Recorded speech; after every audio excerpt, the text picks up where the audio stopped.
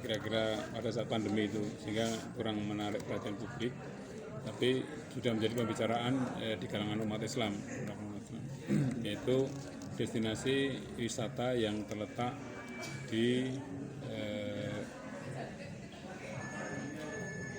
Pucang Sawit.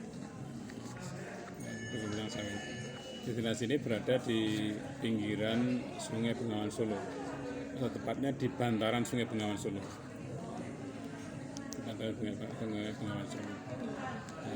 Yang mana tempat itu mestinya tidak boleh ada bangunan, tapi itu ada bangunan destinasi dan digarap dengan cukup bagus, tentunya dengan biaya mahal. Nah, tempat destinasi ini berada kebetulan di seberang rumah Bapak Wali Kota, mantan Wali Kota, Bapak FX Hadi Rudiatmo. Nah, tempat tersebut semua orang bertanya-tanya ini pemiliknya siapa, gitu loh. Siapa? Tapi setelah lihat rumah di seberang rumahnya Pak FX Hadi Rudiatmo, Pak Rudi, kemudian kok ada gambarnya Pak Rudi. Nah, kemudian timbullah rumor bahwa itu miliknya Pak Rudi. Orang ya ini tidak bisa disalahkan juga kalau masyarakat mengambil rumor seperti itu karena kondisi yang seperti tadi. Nah, tempat tersebut menjadi lebih kontroversial karena kebetulan memberikan namanya juga nama yang sudah sangat familiar di telinga masyarakat Jawa, masyarakat Indonesia, yaitu diberi nama Taman Sunan Jogokali.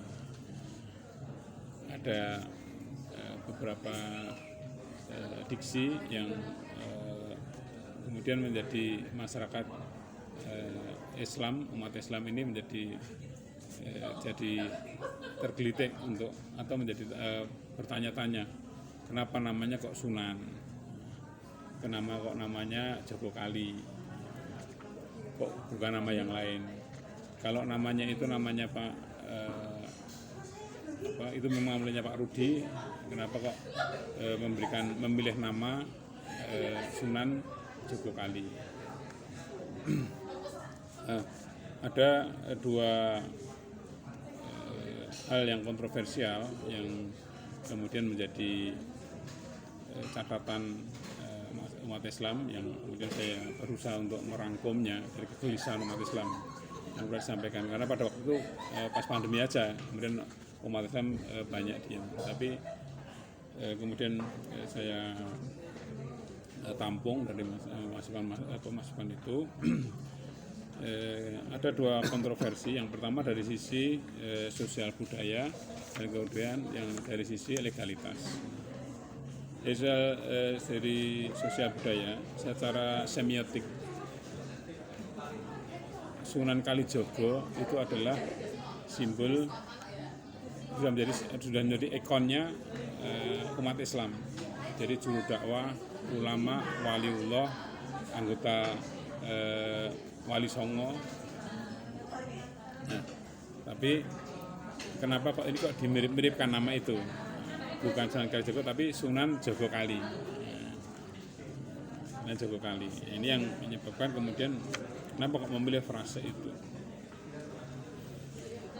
Saya mencoba untuk mencari di AI,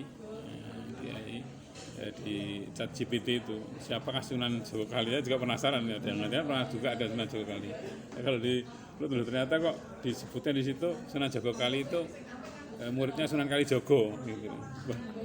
Ini berarti sudah ada yang secara masif melatih ChatGPT itu bahwa Sunan Jogokali adalah muridnya Sunan Kalijogo. Jadi ada upaya yang sistematis. Nah ini makanya ini saya sampai ini berarti pembegalan semiotik, pembegalan ikonnya umat Islam dibegal dengan itu. Nah kebetulan kalau memang itu miliknya Pak Rudi ini kan sangat tidak etis karena Pak Rudi kan agamanya bukan Islam. Masa juga sebenarnya jadi muridnya Sunan Kalijogo, masa hidupnya dia juga berbeda. Kemudian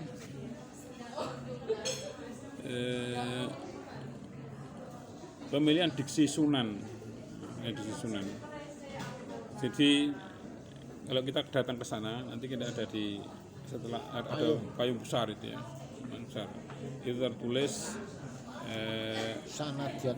Jadi Sunan Jogokali itu merupakan akronim dari senajan uripe nandang, artine nelongso jejeg ora goyah ora goreh kanthi lambaran iman. Nah, Sunan diksi Sunan itu diartikan di situ merupakan akronim dari senajan uripe nandang atine nelongso. Ini kan jauh sekali, jauh berbeda dengan arti Sunan yang sesungguhnya. Sunan ini kan kata dari bahasa Arab yang kemudian diadopsi ke dalam bahasa Indonesia, bahasa Melayu.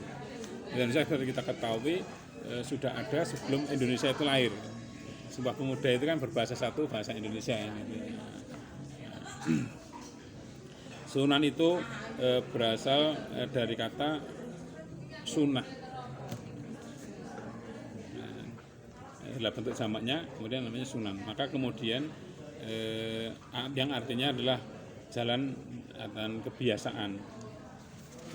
Nah, sedangkan istilah sunnah secara oleh mayoritas ulama adalah sinonim dari hadis Nabi Sallallahu Alaihi Wasallam. Artinya kalau sesuai dengan sunnah, artinya sesuai dengan hadis Nabi, sesuai dengan perilaku Nabi, mencakup ucapan, perbuatan, persetujuan dan sifat-sifat Nabi Muhammad.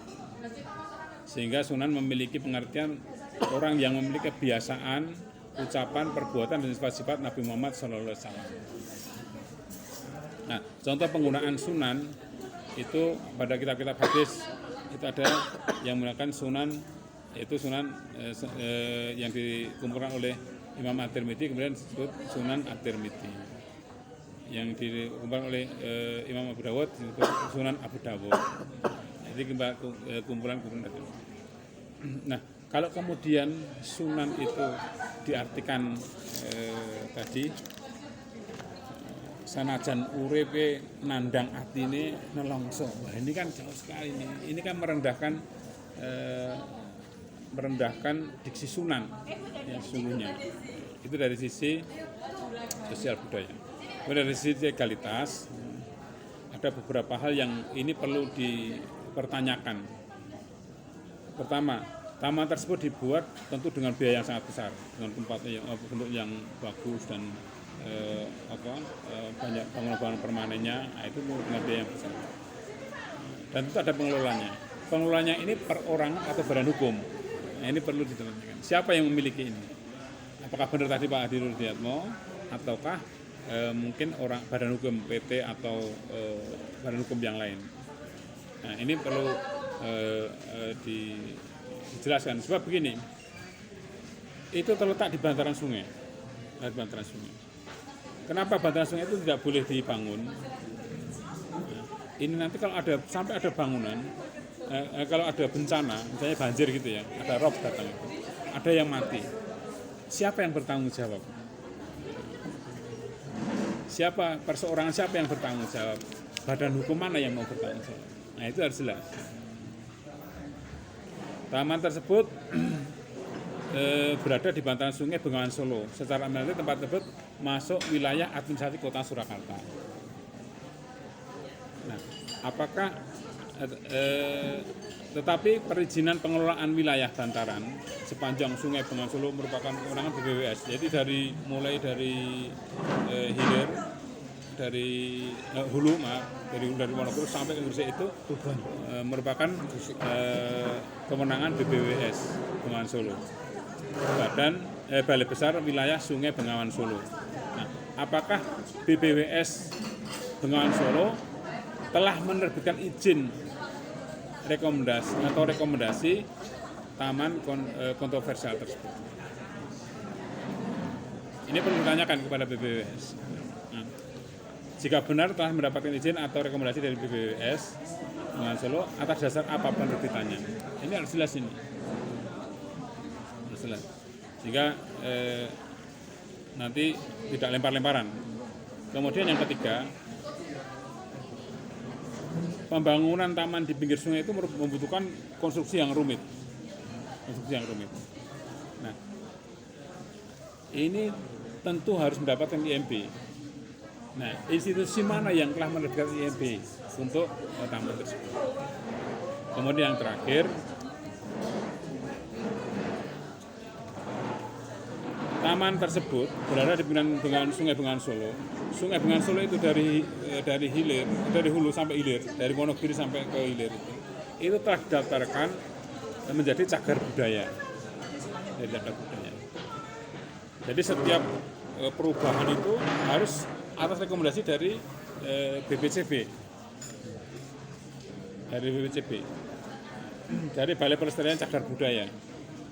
Nah, apakah itu Taman Sunan Jogokali itu apakah sudah mendapatkan rekomendasi dari BPCB?